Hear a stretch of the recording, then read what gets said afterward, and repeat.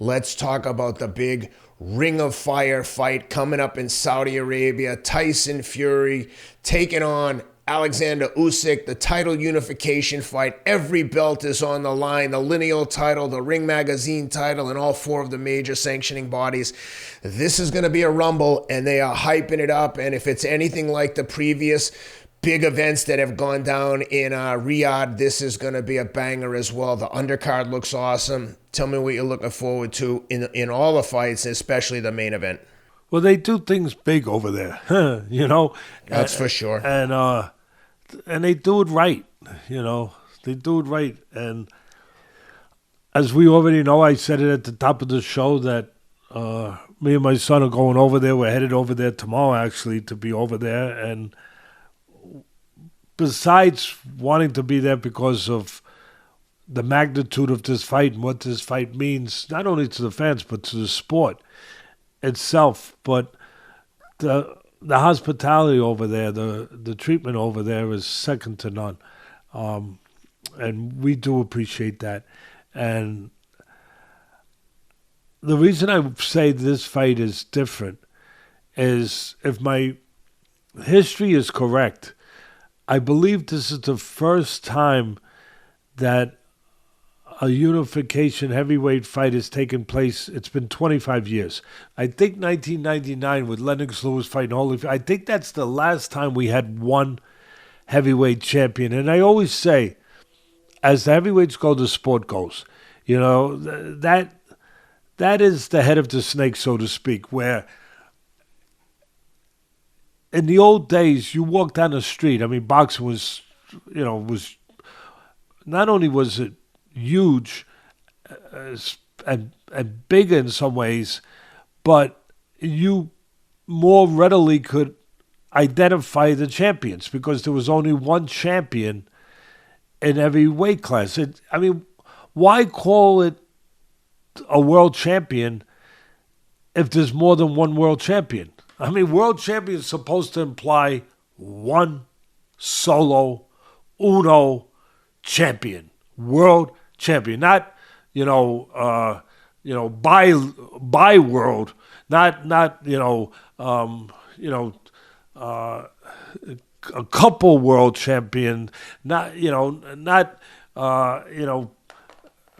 fractured world champion, not partial world champion, because that's what most of the titles are. They're partial. If you're going to get down to really identifying it in a honest, accurate way, it's partial world champion, because there can only be one. And finally, the sport is getting it back to one. That is a momentous moment happening. It really is. And on top of it, you got two undefeated fighters fighting for the heavyweight title.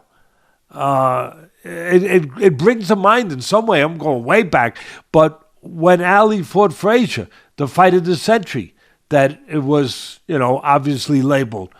It wasn't just that it was for the heavyweight unified title, but it was two undefeated I think it was the first time in the history of the sport at that time where two undefeated heavyweight champions were fighting for one title. And the sport needs it. It's important. The fans need it. The fans want it. This one that's enough to get me. Just what I said. The history of it. That this don't happen. In boxing, this happens as much as Halley's Comet. We just had a solar eclipse not too long ago, and we're not going to get another one for a hell of a long time.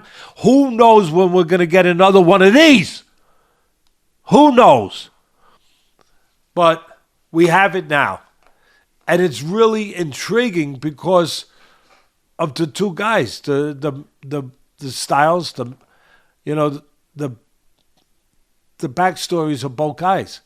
I mean, you got one of the best promoters boxing has ever seen in Tyson Fury, besides being, a heavyweight champion and undefeated and showing great heart and great chin. He gets dropped by one of the best punches probably in the history of the heavyweight division Deontay Wilder. And I'm not talking about just now, modern day now. I'm talking about Wilder could punch with, his power could be equated with the best of any era. That's how hard he punches with that one punch, the right hand. And Fury gets dropped, gets up a couple times and knocks him out. So he has overcome personal issues where he's very candid about it. He's a great story where he was so down, he was thinking about something that nobody should ever think about. No human being should ever have to think about taking their own life, not wanting to live, the gift of God, the greatest gift, life. Nobody should be thinking of, I don't want it anymore. And he was. He was in that desolate place, that lonely, that scary place, that dark place. And he got out of it. He got out of it. And I think he's a example.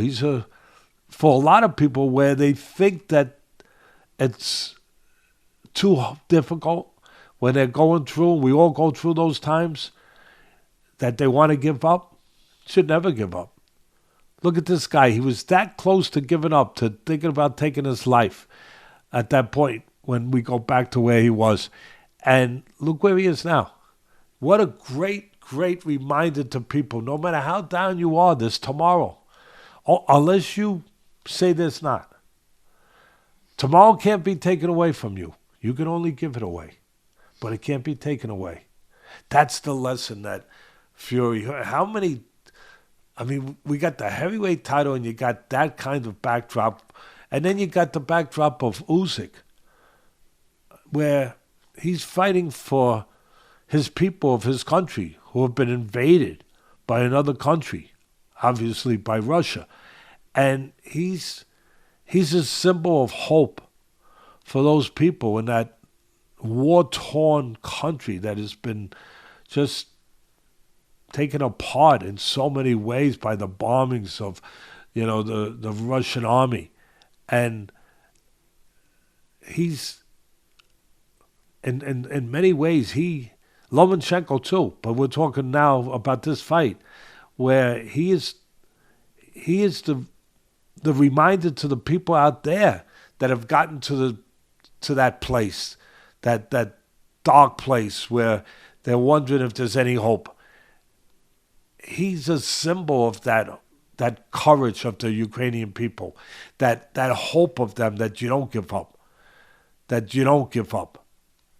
you're going to find a way, and we will find a way.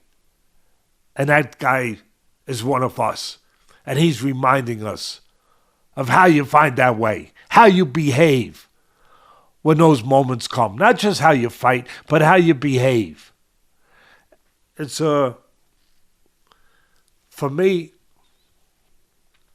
you got the guy who's a really well-rounded fighter, the smaller man. And that's another thing that this fight brings. It brings so many elements. The old question that goes way back, forever in boxing. Who wins between the great little man and the great big man? Who wins? That's been a question that's been around since John L. Sullivan, walked into a bar and said, I can beat any man in the house, in the bare knuckle days. That question has been around. Does the good big man beat the good little man? Who wins that? So you get to witness that. You get to get an answer towards that. You got the smaller Usyk, technically solid, good legs. He could go get you, but he likes to box. He likes to count. He's a southpaw. He likes to make you miss, make you pay. His defense is as important as his offense, because his defense creates his offense to a great extent, where he'll make you miss and he'll counter like he did with the bigger Joshua. He's already proved that he can beat bigger men in beating, obviously, Joshua to win the heavyweight title and beating him twice. So you have that against a guy in Fury who is giant. He's 6'8".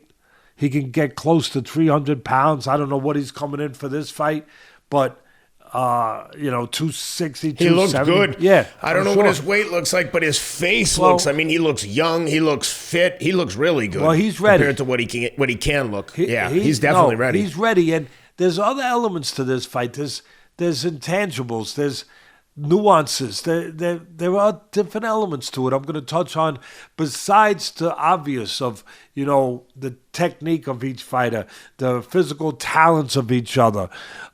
Besides that, there are other things that are floating above this fight, that are hovering above the ring, that I think can influence this fight.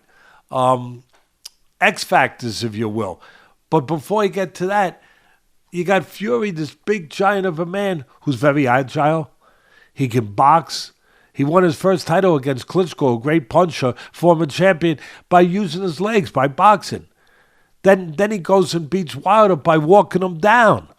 Walking him down and knocking him out and using his physical size to be aggressive, imposing his physicality and his will.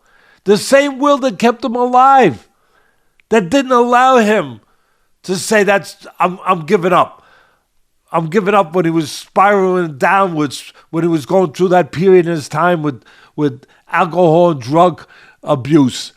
And he was at that perilous place, that dangerous place. But he found the will to live. And he shows that in the ring. They both show that. So,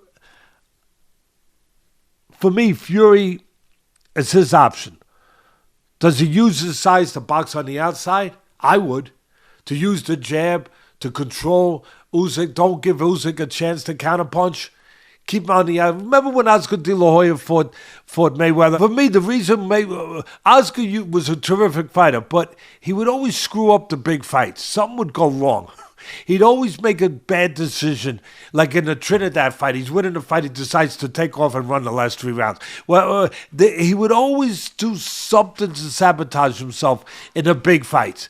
And in that fight with Mayweather, really close fight. What is Mayweather? He's a great counterpuncher, great defensive fighter, great. But he's got to have you in a certain physical quarter, in a certain geography of the ring to counterpunch you. In other words, you got to be close enough to Mayweather so he can make you miss, counter with those quick hands. So when De La Hoya is winning the rounds, he was jabbing. He wasn't giving Mayweather anything to counter. He was controlling the outside. He was winning over. And then what does he do? He decides to go inside and impose his size on the inside, where now the speed of Mayweather, the counter-punching ability of Mayweather, now it could show itself. And it did. And that's how he won the fight. He fought the wrong fight at the wrong time. He made the wrong choice.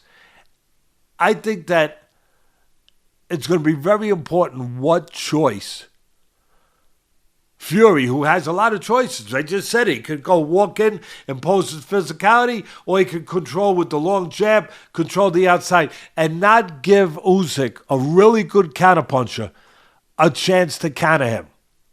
Control the outside, use your jab. Try to get Usyk to get frustrated, to take chances, to come forward, where maybe you can catch him coming in, where you can counter him coming in. And then you always got the backup. You're a big guy. You know that if you have to go and fight that kind of fight with your physicality on the, you know that you could do that too.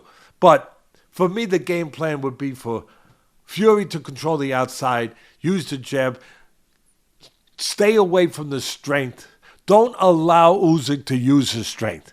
Don't give him help by coming close enough where he can now make you miss and counter you. Fight tall, fight long.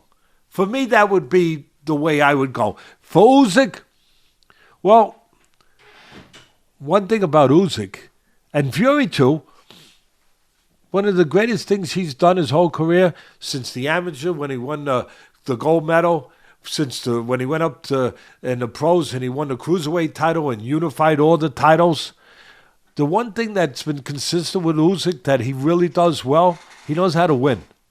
He freaking knows how to win. There's something to be said about that talent. We all talk about the talent. Oh, the guy's got a quick jab. Oh, the guy's got a good right hand. He's got a good short left hook like Joe Louis, you know? He goes to the body really well. All of that. But how about the talent, the ability to win? Man, he knows how to win. Man, he knows how to win. And look, Fury's undefeated. He has got one draw. But I'm talking about this guy knew how to win all the way back to when he was a teenager, all the way back to the amateurs with the gold medal, and then, like I said, unifying the cruiserweight titles in the pros, and then going up and shocking everybody to beat the bigger man in England, Joshua, to win the title.